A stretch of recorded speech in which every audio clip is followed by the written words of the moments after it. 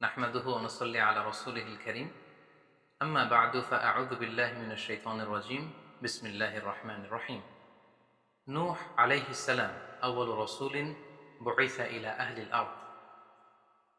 সাইয়েদনা আদম আলাইহিস সালাম এবং ইদ্রিস আলাইহিস সালামের পরে আল্লাহ তাআলা নূহ আলাইহিস সালামকে পৃথিবীর সর্বপ্রথম রাসূল করে এই পৃথিবীতে প্রেরণ করেছেন এবং আল্লাহ তাআলা ওনাকে বলেছেন আবদান শাকুরা, মানে হচ্ছে অ্যান অবিডিয়েন্ট সার্ভেন্ট অফ আল্লাহ। আল্লাহ তাআলার একজন কৃতজ্ঞ বান্দা হিসেবে আল্লাহ তাআলা কালামুল্লাহ মাজিদে নূহ আলাইহিস সালামকে এই উপাধি দিয়েছিলেন। পাশাপাশি তিনি হচ্ছেন উলুল আজমি মিনার রসুল, অর্থাৎ পাঁচজন নবীকে আল্লাহ তাআলা কুরআনুল কারীমে দৃঢ় প্রত্যয়ী বা দৃঢ়চেতা রাসূল হিসেবে ঘোষণা করেছেন। নূহ আলাইহিস সালাম হচ্ছেন তাদের মধ্য থেকে অন্যতম। সাউদার্ন ইরাকের একটি শহরে, যেটি কুফা শহরের নিকটবর্তী একটি শহর, এমন একটি শহরে আল্লাহ তাআলা নূহ আলাইহিস সালামকে নবী হিসেবে প্রেরণ করেছিলেন। সাইয়েদনা আদম আলাইহিস সালাম থেকে শুরু করে নূহ আলাইহিস সালাম পর্যন্ত টানা 1000 বছর পর্যন্ত পৃথিবীতে শিরকের সূচনা বা উৎপত্তি হয়নি। বেসিকলি নূহ আলাইহিস সালামের জামানাতেই এই পৃথিবীতে সর্বপ্রথম শিরকের সূচনা হয়েছিল। ইবলিস শয়তান সর্বপ্রথম নূহ আলাইহিস সালামের জামানার যে কওমের লোকেরা তাদের কাছে শিরকের ইন্ট্রোডিউস করেছিল। তাদের সময়ে 5 জন আল্লাহওয়ালা ব্যক্তি ছিল। তাদের ইন্তেকালের পরে শয়তান সেই জনগোষ্ঠীর লোকদের কাছে এসে বলল, তোমরা এই সমস্ত কি ইবাদত করছো? তোমাদের পূর্বপুরুষেরা যেমনভাবে আল্লাহ তাআলার কাছে ইবাদত করে নিজেদেরকে সঁপে দিয়েছিল, তার সামনে তো তোমাদের ইবাদত কিছুই নয়। তোমরা একটা কাজ করো, তোমাদের 5 জন আধ্যাত্মিক পুরুষ বা আল্লাহর প্রিয় বান্দাদের 5টি মূর্তি তৈরি করে তোমরা তোমাদের ইবাদতগাহের পাশে রাখো। ফলে তাদের চেহারা দেখলে তাদের বেশি বেশি ইবাদতের কথা তোমাদের স্মরণ হবে এবং তোমরা আল্লাহ তাআলার ইবাদত করার ব্যাপারে বেশি আগ্রহী হবে। তারা এই শয়তানের মুখরোচক চমৎকার এই কথা শুনে তাদের শ্রেষ্ঠ 5 জন সন্তান বা আল্লাহওয়ালা 5 জন ব্যক্তির 5টি মূর্তি তৈরি করে তাদের ইবাদত গাহের ভেতরে তারা স্থাপন করলো। এবং আসলেই তারা যখন এই 5 জন ব্যক্তিদের মূর্তির দিকে তাকাতো, তাদের আল্লাহ তাআলার ইবাদতের কথা তাদের স্মরণ হতো, ফলে তারা আল্লাহ তাআলার বেশি বেশি ইবাদত করতে লাগলো।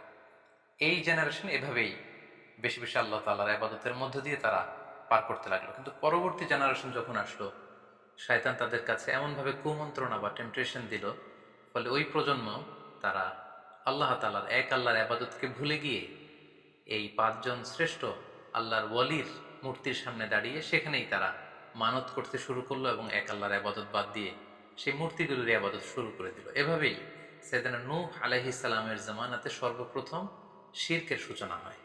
পবিত্র কালামুল্লাহ মাজিদে আল্লাহ তাআলা এই ঘটনাটি এভাবে উল্লেখ করেছেন যে নূহ আলাইহিস সালামের জামানায় যারা নেতৃত্ব স্থানীয় ছিল, তারা সাধারণ লোকদেরকে উদ্দেশ্য করে বলতো, ওয়াকালু লা তাযারুন্না আলিহাতাকুম ওয়ালা তাযারুন্না ওয়াদ্দাম ওয়ালা সুওয়াআ ওয়ালা ইয়াগুথা ওয়া ইয়াউকা ওয়া নাসরা। অর্থাৎ আমাদের যে 5 জন বিখ্যাত ব্যক্তি, তাদের নাম ছিল ওয়াদ্দান, সুওয়াআন, ইয়াগুথ, ইয়াউক এবং নাসর। তোমরা এদের ইবাদত ছেড়ে দিও না, বরং তোমরা এদের উপাসনা করতে থাকো। ফলে এই আয়াত প্রমাণ করে যে নূহ আলাইহিস সালামের জামানাতে সর্বপ্রথম শিরকের উৎপত্তি হয়েছিল। কিন্তু নূহ আলাইহিস সালাম তার জাতিগোষ্ঠীর কাছে এক আল্লাহর দাওয়াত দিয়ে যেতে লাগলেন। তিনি বলতে আরম্ভ করলেন, ইয়া কওমি ইবুদুল্লাহ মা লাকুম মিন ইলাহিন গায়রুহু আফালা তাত্তাকুন। হে আমার জাতিগোষ্ঠীর লোকেরা, হে আমার জনগোষ্ঠীর লোকেরা, তোমাদের কি হলো? তোমরা কেন এক আল্লাহর ইবাদত করছো না? তোমরা কি আল্লাহকে ভয় পাও না? এবং তিনি বললেন যে আল্লাহ তাআলা আমাকে তার বাণী বাহক হিসেবে, প্রেরিত রাসূল হিসেবে তোমাদের কাছে পাঠিয়েছেন। এই যে আমি তোমাদেরকে তাওহীদের বা এক আল্লাহর ইবাদতের দিকে দাওয়াত দিচ্ছি, এজন্য তো আমি কোনো পারিশ্রমিক তোমাদের কাছে চাচ্ছি না, বরং তোমরা যেভাবে শিরক করে যাচ্ছ, এক আল্লাহ ছাড়া মূর্তির পূজা করে যাচ্ছ, ইন্নী আখাফু আলাইকুম আযাব ইয়াউমিন আযীম, আমি তোমাদের উপর কঠিনতম আযাব আসার আশঙ্কা করছি। সো তোমরা শিরক ছেড়ে দিয়ে, মূর্তি পূজা ছেড়ে দিয়ে, পৌত্তলিকতা ছেড়ে দিয়ে এক আল্লাহ তাআলার ইবাদতের দিকে ফিরে আসো। নূহ আলাইহিস সালাম যখন তার জাতিগোষ্ঠীর লোকদের কাছে তাওহীদের দাওয়াত বা এক আল্লাহর ইবাদতের দাওয়াত দেয়া শুরু করলেন, তার জাতির লোকেরা, তার কওমের লোকেরা নানা ধরনের টাল বাহানা, অজুহাত এবং বিভিন্ন ধরনের যুক্তি তারা স্থাপন করতে শুরু করলো। তাদের প্রথম যুক্তি ছিল যে, হে নূহ, কেন আমরা তোমার দাওয়াতে সাড়া দেব? কারণ সমাজের নিম্ন শ্রেণীর লোকেরা হচ্ছে তোমার অনুসারী। আরাযিলুনা বাদিয়া রাই ওমা নারাকা ইত্তাবাআকা ইল্লা আল্লাযীনা হুম আরাযিলুনা বাদিয়া রাই। কারণ আমরা দেখতে পাচ্ছি সমাজের লো ক্লাসের যারা লোকজন, নিম্ন শ্রেণীর লোকজন, নিম্ন পেশার লোকজন, এরাই হচ্ছে তোমার ফলোয়ার। তোমরা আগে এই সমস্ত লোকদেরকে তোমার আশপাশ থেকে সরাও, তখন আমরা তোমার এ দাওয়াতকে গ্রহণ করব। তাদের আরো একটি যুক্তি ছিল যে, তুমি এই নিম্ন শ্রেণীর লোকদেরকে নিয়ে সমাজে ইনফ্লুয়েন্সিয়াল হতে চাচ্ছ। ইয়াতাফাদ্দালু আলাইকুম। এই নূহ হচ্ছে জেলে সমাজ, কৃষক সমাজ, এই সমস্ত নিম্ন শ্রেণীর লোকদেরকে নিয়ে এই সমাজের মধ্যে একটা ইনফ্লুয়েন্স ক্রিয়েট করে সে আমাদের উপর সুপিরিয়র হতে চাইছে। এটা ছিল তাদের আরেকটা যুক্তি। তারা আরো বলতো যে, আগে যদি এই নিম্ন শ্রেণীর লোকদেরকে তোমার কাছ থেকে তুমি তাড়িয়ে দাও, তাহলে আমরা তোমার উপর বিশ্বাস স্থাপন করতে পারি। নূহ আলাইহিস সালাম এই কথার জবাবে তিনি বলেছিলেন, ওমা আনা বিতারিদিল্লাযীনা আমানু, অর্থাৎ যারা আল্লাহ তাআলার উপর বিশ্বাস স্থাপন করেছে, যদিও তারা নিম্ন শ্রেণীর হয়ে থাকে, কি করে আমি তাদেরকে তাড়িয়ে দিতে পারি? তাদের আরো একটি যুক্তি ছিল যে, তুমি আমাদের মতো মানুষ, দেখতে তো তুমি আমাদের মতো মানুষ, তুমি খাচ্ছ, যাচ্ছ, ঘুমাচ্ছ, ঘুরে বেড়াচ্ছ, বাজারে যাচ্ছ, ক্রয় বিক্রয় করছো, আমাদের মতো মানুষ হয়ে তুমি কেমন করে রাসূল হতে পারো? তুমি যে রাসূল, কি করে আমরা বিশ্বাস করব? কেন আকাশ থেকে ফেরেশতারা এসে বলে দিয়ে যায় না যে তুমি রাসূল? তাহলে তো আমরা ফেরেশতাদেরকে দেখলে আমরা আস্থা পেতে পারি এবং নিশ্চিত হতে পারি যে আসলেই তুমি আল্লাহর পাঠানো রাসূল। এবং তারা পাশাপাশি আরো বলতো যে, আমাদের পূর্বপুরুষরা তো এই সমস্ত মূর্তিরই পূজা করেছে, তাহলে কি তুমি বলতে চাইছো এরা ভ্রান্ত ছিল? সর্বশেষে তারা বলতে আরম্ভ করলো যে, নূহ, তুমি হচ্ছে মিথ্যাবাদী, পাগল এবং ভ্রান্ত, আমরা আমাদের অবস্থানে অটল থাকব। এভাবে সাইয়েদনা নূহ আলাইহিস সালামের তাওহীদের যে দাওয়াত তিনি তার সমাজে ছড়িয়ে দিচ্ছিলেন, তারা ডিরেক্টলি এই একত্ববাদের দাওয়াতকে তারা প্রত্যাখ্যান করলো, রিজেক্ট করলো। কিন্তু নূহ আলাইহিস সালাম তিনি হাল ছাড়েননি।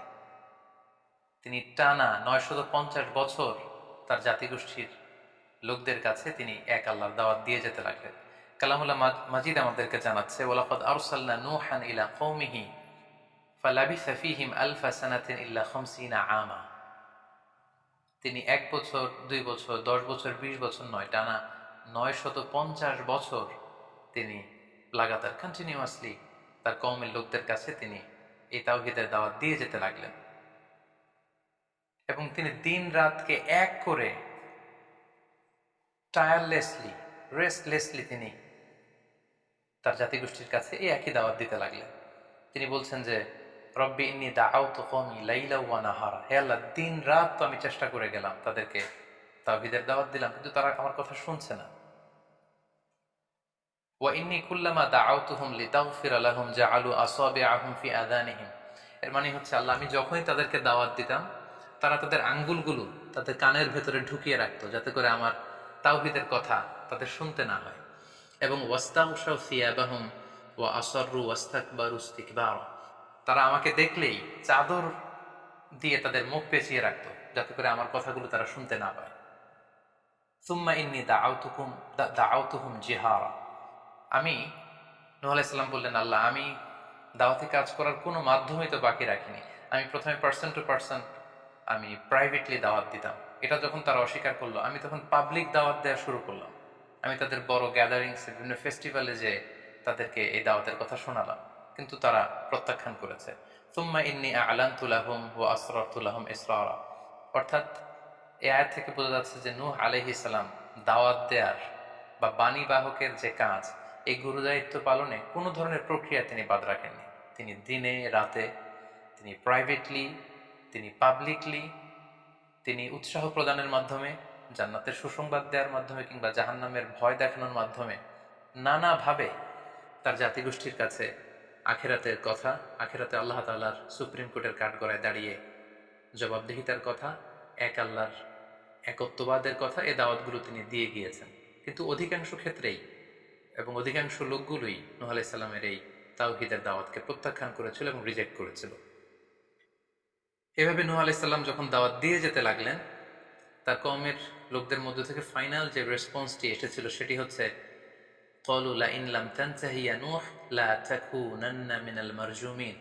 হে নূহ, অনেক হয়েছে, এবার তুমি থামো, তুমি যদি এই দাওয়াত দেয়া বন্ধ না করো তাহলে আমরা তোমাকে স্টোনিং করে, পাথর মেরে, প্রস্তর নিক্ষেপ করে দুনিয়া থেকে বিদায় করে দেব। এবং তারা এও বলল যে ক্বালু ইয়া নূহ ক্বাদ জাদালতানা ফাআকসারতা জিদালানা, অনেক হয়েছে, তুমি অনেক আর্গুমেন্ট আমাদের সাথে দিয়েছো, অনেক তর্ক বিতর্ক তোমার সাথে হয়েছে, এবার থামো। ফাআতিনা বিমা তাইদুনা ইন কুনতা মিনাস সাদিকিন, তুমি যে আযাবের ভয় দেখাচ্ছ পারলে সেটা দেখো। তুমি আমাদেরকে বলছো যে আমরা যদি এক আল্লাহর ইবাদত না করি, আমরা যদি পৌত্তলিকতা না ছাড়ি, তাহলে আল্লাহ তাআলা আযাব দিয়ে আমাদেরকে ধ্বংস করে দিবে।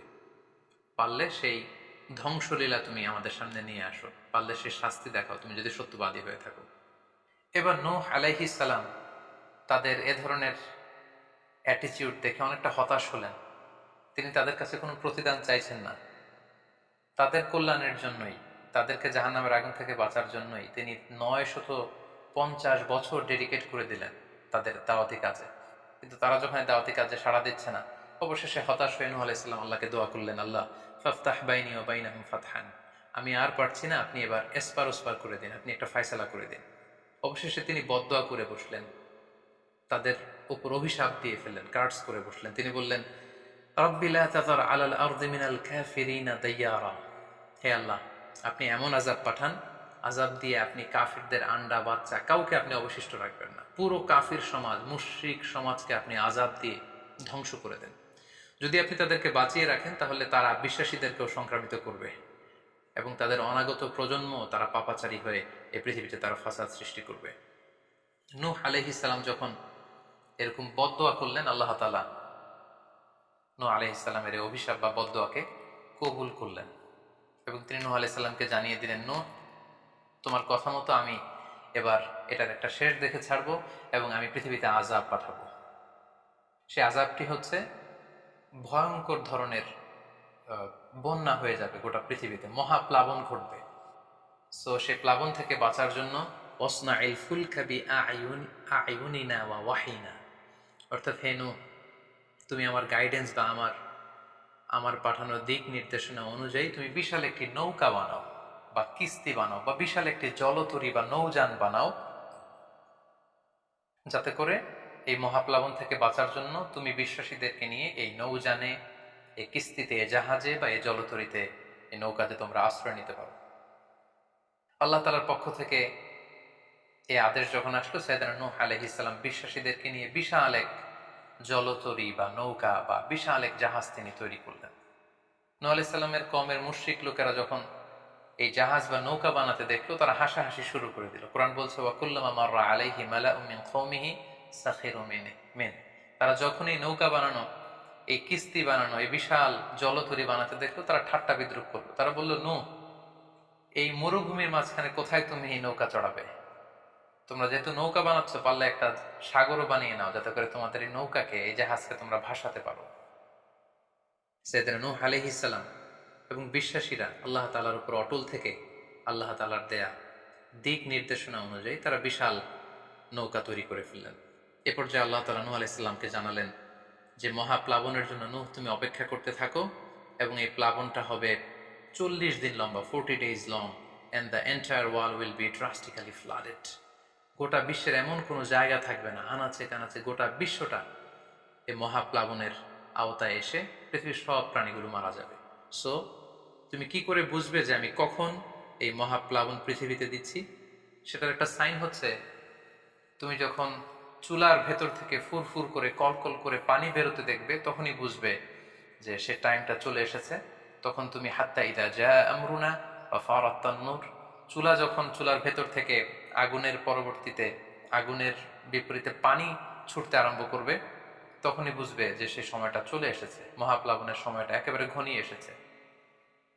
কুল নাহমিল ফিহা মিন কুল্লি যাওজাইনি ইসনাইন, তখন তুমি সমস্ত বিশ্বাসী বান্দাবান্দীদেরকে, যারা তোমার ফলোয়ার, যারা একত্ববাদী বিশ্বাসী, তাদেরকে নিয়ে সেই নৌকায় তুমি আরোহণ করবে এবং প্রতিটি প্রাণী থেকে জোড়ায় জোড়ায়, অর্থাৎ ম্যাসকুলিন অ্যান্ড ফ্যামিনিন, নারী পুরুষ জোড়ায় জোড়ায় তুমি নিয়ে সেই নৌকাতে আরোহণ করবে। কারণ এই মহাপ্লাবনটা এত ভয়ঙ্কর মহাপ্লাবন হবে, ফলে পৃথিবীতে কেউ বেঁচে থাকবে না এবং তোমরাই হবে নেক্সট জেনারেশন এবং তোমাদের থেকেই পৃথিবী আবার নতুন করে সভ্যতা বিনির্মিত হবে এবং তোমাদের থেকে নতুন করে পৃথিবীর সব প্রাণীকুল আবার নতুন করে বংশবিস্তার শুরু হবে।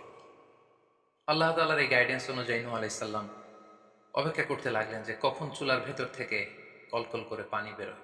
হঠাৎ করে তিনি একদিন দেখতে পেলেন যে চুলার ভেতর থেকে পানি বেরোচ্ছে।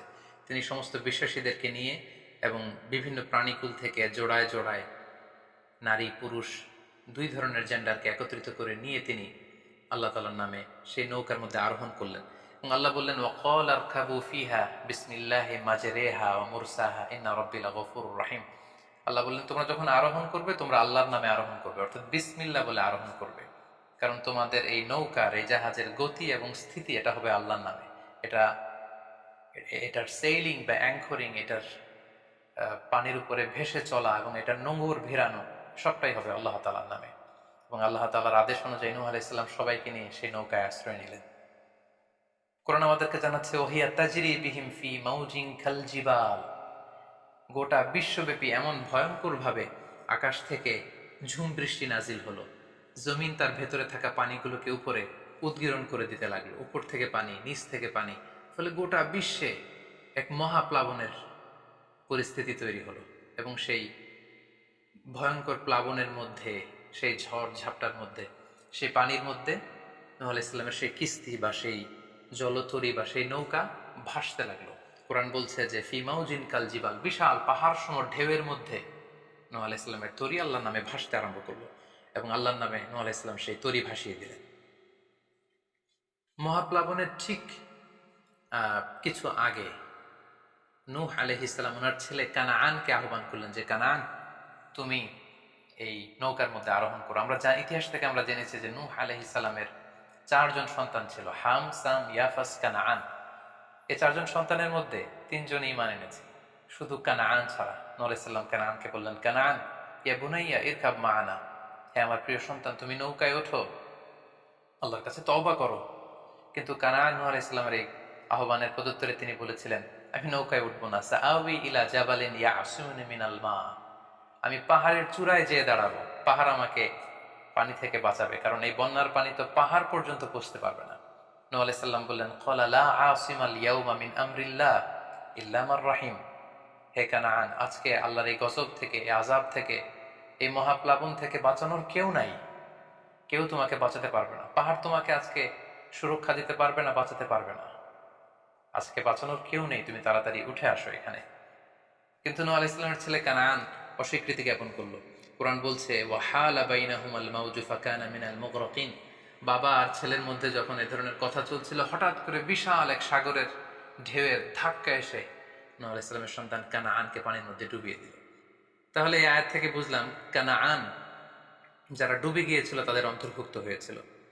এবং মজার ব্যাপার হচ্ছে নূহ আলাইহিস সালামের স্ত্রীও এই মহাপ্লাবন থেকে বাঁচতে পারেনি। সেও ঈমান না আনার কারণে যারা ধ্বংস হয়েছিল, যাদের সলিল সমাধি হয়েছিল মহাপ্লাবনের পানির মধ্যে, নূহ আলাইহিস সালামের স্ত্রীও সেখানে নিহত হয়েছেন। এখন একটি প্রশ্ন এসে দাঁড়ায়, সেটি হচ্ছে যে এটা কি একটা গ্লোবাল ডিজাস্টার ছিল কিনা? এটা কি ইরাকের সেই সাউদার্ন পার্টেই শুধু এই বন্যাটা হয়েছিল, না গোটা বিশ্বব্যাপী হয়েছিল? এ নিয়ে ঐতিহাসিকদের মধ্যে অনেক ধরনের মতামত পাওয়া যায়।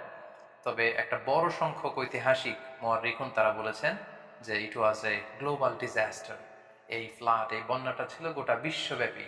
কারণ আল্লাহ তাআলা কোরআনে বলেছেন, নূহ আলাইহিস সালামের বদদুয়ার কথা বলেছেন, নূহ আলাইহিস সালাম বলেছেন যে রব্বি লা তাযার আলাল আরদি মিনাল কাফিরিনা দাইয়ারা, হে আল্লাহ এই জমিনে একজন কাফেরকেও আপনি বাঁচিয়ে রাখবেন না। সো এই আর্থ শব্দটা প্রমাণ করে তিনি গোটা বিশ্বের দিকে ইঙ্গিত করেছেন।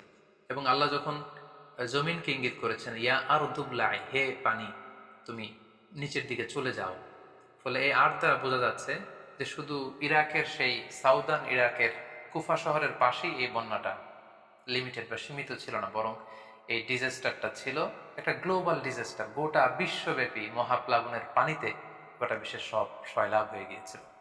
40 দিন এই বন্যাটা কন্টিনিউ করেছে এবং 40 দিনের এই সময়ে মহাপ্লাবনে যত কাফির, মুশরিক এবং নূহ আলাইহিস সালামের সময়কালের যত মুশরিক এবং অবাধ্য লোকেরা ছিল, সবাইকে আল্লাহ তাআলা এই বন্যার মাধ্যমে ধ্বংস করেছেন। 40 দিন পর আল্লাহ তাআলা আদেশ করলেন ইয়া আরদু বুলাঈ মাআকি ওয়া ইয়া সামাউ আকলিঈ, অর্থাৎ হে আকাশ তুমি বৃষ্টি বর্ষণ করা এবার স্টপ করো, এবার বন্ধ করো। এবং জমিনকে বললেন, জমিন তুমি যে মাটির ভেতর থেকে পানি বের করছিলে, এই পানি বের করা বন্ধ করে তুমি ভূপৃষ্ঠের উপরে থাকা পানিগুলোকে গিলে ফেলো। ওয়াকিদল মা, ফলে আল্লাহ তাআলার আদেশের সাথে সাথে পানি বর্ষণ এবং পানি জমিনের ভেতর থেকে বের হয়, এটা বন্ধ হলো। ওয়াস্তাওয়াত আলাল জুদি, নূহ আলাইহিস সালামের এই বিশাল জলতরী বা কিস্তি বা নৌকা জুদি পাহাড়ে যেয়ে থামল। জুদি পাহাড়ে এই তরীর নোঙর ভিড়ল। এখন জুদি পাহাড়টা কোথায়? কিছু কিছু ঐতিহাসিকরা বলেছেন যে ইরাকের মোসেল শহরে একটি বিশাল মাউন্টেন রেঞ্জ রয়েছে, সেই পাহাড়ের একটা অংশের নাম হচ্ছে জুদি পাহাড়। কোনো কোনো ঐতিহাসিকগণ বলেছেন এই জুদি পাহাড়টি আর্মেনিয়াতে অবস্থিত। অনেক ঐতিহাসিকগণ মত প্রকাশ করেছেন যে এটি ইরাকেও নয়, এটি আর্মেনিয়াতেও নয়, বরং এটি তুরস্কের একটি পাহাড়। এবং তারা বিশাল বড় একটি নৌকার খণ্ড দিয়ে ঐতিহাসিকভাবে অনেকে প্রমাণ করতে চেয়েছেন যে নূহ আলাইহিস সালামের সেই কিস্তির কিছু অংশ আজও সেই পাহাড়ের মধ্যে রয়ে গিয়েছে। সেই জুদি পাহাড়ে যখন এই নৌকাটি ভিড়ল, আল্লাহ তাআলা তখন নূহ আলাইহিস সালামকে আদেশ করলেন, ইহবিত বিসালামিন মিন্না, তুমি এবার শান্তির সাথে সেফলি সাউন্ডলি তুমি এবার সেই জুদি পাহাড়ে তোমরা নামো। বারাকাতিন আলাইক, তোমাদের উপর আমার পক্ষ থেকে বারাকা ব্লেসিং থাকবে। ও আলা উমামিম মিম্মান মাআক, এবং তোমার সাথে যারাই আছে সবার জন্য আমার পক্ষ থেকে ব্লেসিং থাকবে। এবং এই বিশাল মহাপ্লাবন থেকে যে আমি তোমাদেরকে বাঁচিয়ে দিয়েছি, শুকরিয়া স্বরূপ তোমরা সবাই পড়ো আলহামদুলিল্লাহ। ফাকুল আলহামদুলিল্লাহ। কোরআন বলছে যে তারা সবাই আল্লাহর প্রশংসা করে সেখান থেকে নেমে আসলো। এবং নূহ আলাইহিস সালামকে আল্লাহ তাআলা শিখিয়ে দিলেন, নূহ এবার তুমি পড়ো রব্বি আনজিলনি মুনজালান মুবারাকান ওয়া আনতা খায়রুল মুনজিলিন, অর্থাৎ হে আল্লাহ আপনি এমন জায়গায় আমাদেরকে অবতরণ করুন যে জায়গাটা আমাদের জন্য কল্যাণকর, কারণ আপনিই তো উত্তম অবতরণকারী। ফলে নূহ আলাইহিস সালামের সাথে যারা ছিল বিশ্বাসীরা, তারা এবং তার সাথে প্রাণীকুলের মধ্য থেকে যারা ছিল সবাইকে নিয়ে নূহ আলাইহিস সালাম এই জমিনে বন্যা পরবর্তী মহাপ্লাবন পরবর্তী সময়ে তিনি সবাইকে নিয়ে এই জমিনের মধ্যে আবার নেমে আসলেন। ফলে ঠিক ওই সময়টাতে পৃথিবীতে আর কোনো কাফের, কোনো মুশরিক, কোনো পৌত্তলিক ছিল না, বরং তখন এটা ছিল, it was very fresh and pure monotheist generation, একত্ববাদী একটা প্রজন্ম। ফলে এখানে ঠিক ঠিক ওই সময়টাতে পৃথিবীতে আর কোনো কাফির মুশরিক আর ছিল না। আমরা আমাদের আলোচনার শুরুর দিকে বলেছিলাম যে নূহ আলাইহিস সালামের 4 জন ছেলে ছিল, হাম, সাম, ইয়াফাস এবং কানাআন। এবং ঐতিহাসিকভাবে এটা ঐতিহাসিক বিভিন্ন ধর্মগ্রন্থ থেকেও এটা প্রমাণিত যে এই 4 ছেলের মধ্য থেকে একজন ছেলে ছিল কানাআন, যে মহাপ্লাবনে মৃত্যুবরণ করেছে, এবং হাম, সাম এবং ইয়াফেস, তাদের মধ্য থেকেই মূলত গোটা বিশ্বে নতুন করে মানব সভ্যতার আবার সূচনা হয়েছে। নূহ আলাইহিস সালামের ছেলে হাম, তিনি আফ্রিকাতে তার পরিবার নিয়ে বসবাস শুরু করেন, এবং ওনার ছেলে সাম, যেখান থেকে সেমাইটিক শব্দটি আমরা বলে থাকি, ওনার ছেলে সাম তার আত্মীয় স্বজন এবং তার বংশধরদেরকে নিয়ে ধীরে ধীরে মধ্যপ্রাচ্য বা দূরপ্রাচ্যের এই এরিয়াতে পরবর্তীতে তারা বসবাস শুরু করেন। এবং ওনার ছেলে ইয়াফেস বর্তমান যে চীন বা তার আশেপাশের যে এরিয়াগুলো আছে সেখানে বসবাস শুরু করেন, এবং সেখান থেকেই মানব ইতিহাস আবার নতুন করে তার পথ চলা শুরু করলো, এবং গোটা বিশ্বে বাচ্চা রিজালান কাসীরা ওয়া নিসা, অনেক নারী পুরো গোটা বিশ্বে সেখান থেকে আবার ছড়িয়ে পড়তে আরম্ভ করলো। এভাবেই নূহ আলাইহিস সালাম একাত্মবাদের দাওয়াত দিয়ে নিরলস প্রচেষ্টা করে ওনার জীবনকে তিনি অতিবাহিত করেছেন। সাইয়েদনা নূহ আলাইহিস সালাম ওনার ইন্তেকালের পরে ওনাকে কোথায় কবর দেওয়া হয়েছে এ নিয়ে 2টি মত পাওয়া যায়। প্রথম মত অনুযায়ী ওনাকে মক্কাতে কবরস্থ করা হয়েছে, আরেকটি মত অনুযায়ী লেবাননের কার্ক নামে একটি এরিয়াতে জাবালে দীর, সেই দীর মাউন্টেনের পাশে সাইয়েদনা নূহ আলাইহিস সালামকে কবরস্থ করা হয়েছে। সম্মানিত শুধু এই ছিল নূহ আলাইহিস সালামের সংক্ষিপ্ত, বর্ণাঢ্য এবং সংগ্রামী জীবন কাহিনী। এ পর্যায়ে আমরা নূহ আলাইহিস সালামের এই স্টোরি থেকে, এই জীবনী থেকে কি ধরনের লেসন, লাইফ লেসন বা শিক্ষা আমরা পেতে পারি, যেটা আমরা আমাদের সমাজের সাথে রিলেভেন্ট করতে পারি, আমরা সে বিষয়ে সামান্য কিছু আলোচনা করব। আমরা যারা দাওয়া কাজের সাথে ইনভলভড, তাদের জন্য নূহ আলাইহিস সালামের জীবনীতে আসলে নূহ আলাইহিস সালামের দাওয়া ক্যারিয়ার থেকে নেবার মতো, শেখার মতো অনেক কিছু রয়েছে। তোর মধ্যে থেকে অন্যতম হচ্ছে যে ডাইভার্সিটি অফ দাওয়া অ্যাপ্রোচ। আমরা জানি যে আমরা যারা আল্লাহ তাআলার এই কথাগুলো, কোরআন সুন্নাহর এই মেসেজগুলো পৌঁছে দিচ্ছি, আমরাও কাইন্ডা বাণীবাহকের কাজ কিন্তু আমরা করছি। যেহেতু নবীরা নেই, তাদের অনুসৃত পথকে আমরা ধারণ করে তাদের কথাগুলো আমরা পৌঁছে দিচ্ছি। সো আমাদের দাওয়া অ্যাপ্রোচের মধ্যে ডাইভার্সিটি থাকতে হবে। আমরা যেমনি ওরালি দাওয়া কাজ করি, নবীরা ওরালি দাওয়া কাজ করতেন, মৌখিকভাবে মানুষকে দাওয়া দিতেন। এই ওরালি দাওয়ার পাশাপাশি আমরা রিটেন দাওয়ার কাজ করতে পারি, আমরা প্র্যাকটিক্যাল দাওয়া কাজ করতে পারি। অর্থাৎ প্র্যাকটিক্যাল দাওয়াটা হচ্ছে লাইভ দাওয়া। আমার কথা দেখে, আমার আচরণ দেখে, আমার ডিলিংস দেখে মানুষ ইসলামের সৌন্দর্যের প্রতি আকৃষ্ট হবে, এবং এটা খুবই খুবই ফলপ্রসূ একটা দাওয়া সিস্টেম। সো আমরা যদি নূহ আলাইহিস সালামের জীবনের দিকে তাকাই, তাহলে দেখবো উনি অনেকভাবে এই দাওয়া কাজ করেছেন। উনি প্রথম পার্সন টু পার্সন টার্গেট করে তাকে একা একা বোঝাতেন। এটা যখন কাজ না করতো, প্রাইভেট দাওয়া থেকে উনি পরে সুইচ করলেন পাবলিক দাওয়াতে। কোরআন আমাদেরকে জানিয়েছে যে তার কওমের বিভিন্ন ফেস্টিভ্যালগুলোতে, সেখানকার বিভিন্ন পাবলিক গ্যাদারিংসগুলোতে, সেখানকার বিভিন্ন ক্লাবগুলোতে তিনি যে এক আল্লাহর দাওয়া তিনি সেখানে পেশ করেছেন।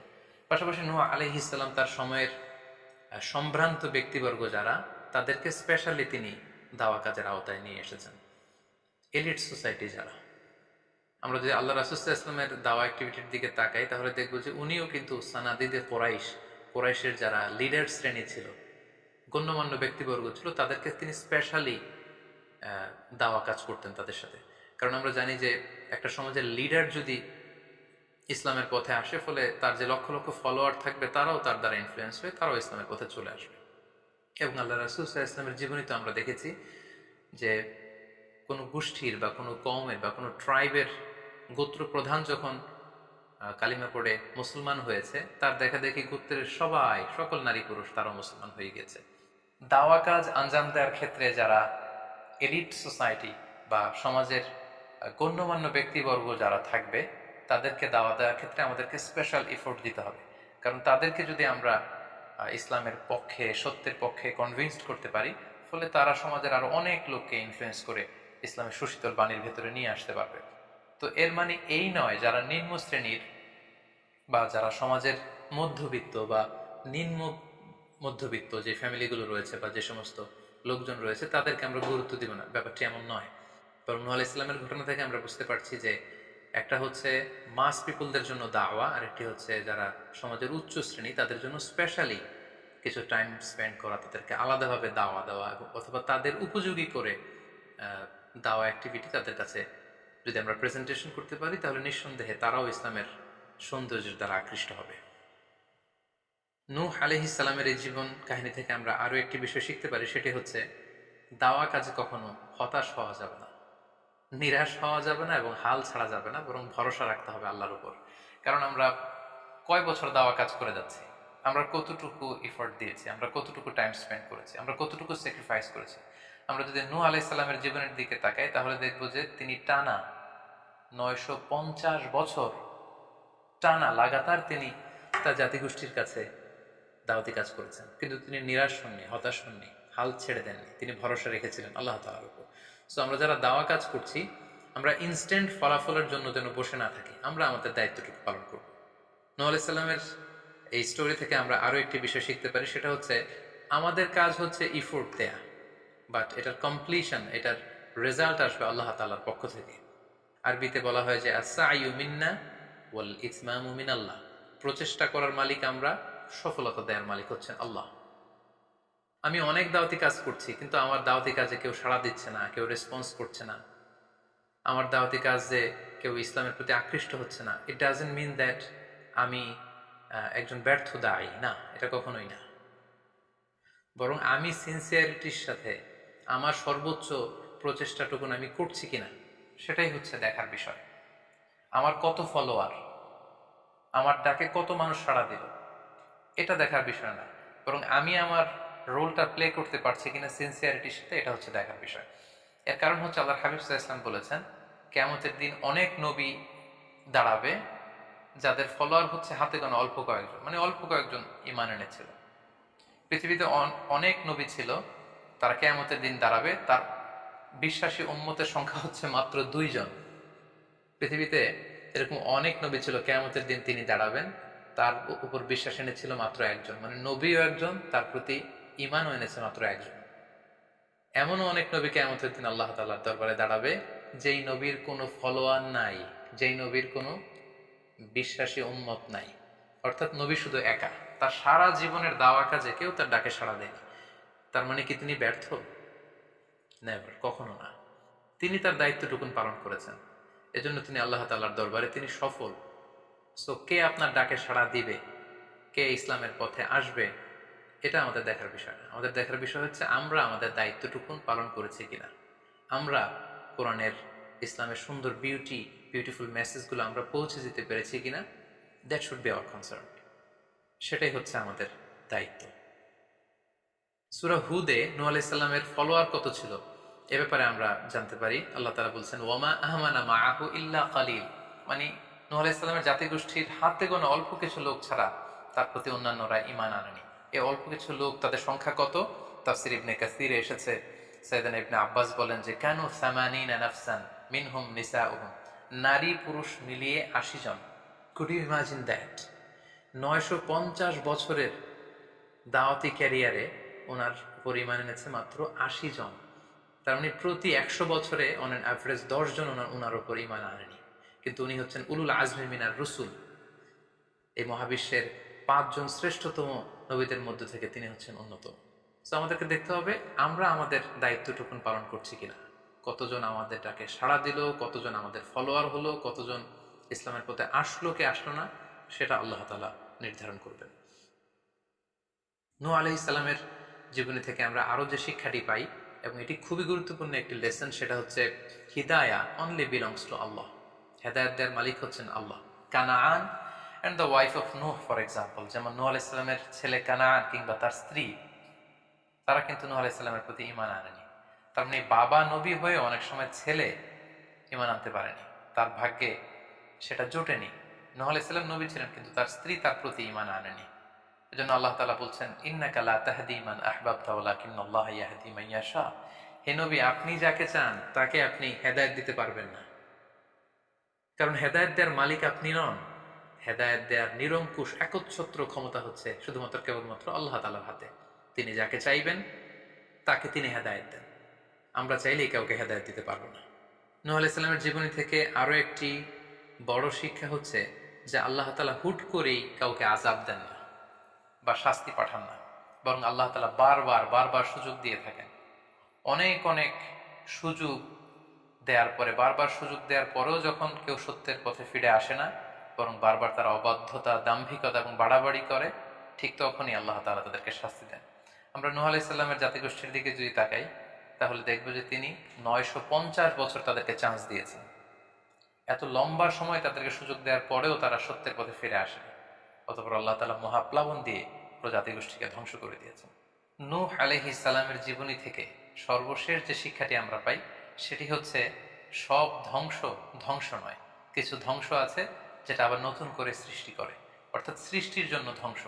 আমরা যদি দেখি যে আল্লাহ তাআলা এমন এক গজব পাঠালেন, এমন এক পানিশমেন্ট দিলেন, এমন এক মহাপ্লাবন দিলেন, যেটা দিয়ে গোটা পৃথিবীবাসীকে তিনি ধ্বংস করেছেন, অল্প কিছু মানুষ ছাড়া। কিন্তু আমরা যদি অন্য দিক থেকে খেয়াল করি, তাহলে দেখবো যে এই ধ্বংসটি ধ্বংসের জন্য নয়, এই ধ্বংসটি ছিল নতুন করে সৃষ্টির জন্য।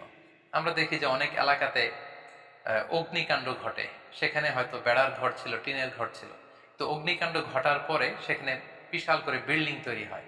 তার মানে সব ধ্বংসের জন্য নয়, কিছু ধ্বংস আছে সৃষ্টির জন্য। নূহ আলাইহিস সালামের ক্ষেত্রেও এই ধ্বংসের ব্যাপারটি ঠিক এমনই ঘটেছিল। এই ধ্বংসটা শুধু ধ্বংসের জন্য নয়, বরং কাফিরদেরকে, মুশরিকদেরকে ধ্বংস করে দিয়ে নতুন এক একত্ববাদী প্রজন্মের সূচনা যাতে পৃথিবীতে ঘটে, সেজন্য আল্লাহ তাআলা এই ধ্বংসের সূচনা করেছিলেন। আল্লাহ তাআলা আমাদের সবাইকে আম্বিয়া আলাইহিমুস সালামদের অনুসৃত পথে থেকে তাদের মত এবং পথকে বেছে নিয়ে সিরাতুল মুস্তাকিমে পরিচালিত হওয়ার তৌফিক দান করুক। আসসালামু আলাইকুম ওয়া রাহমাতুল্লাহ।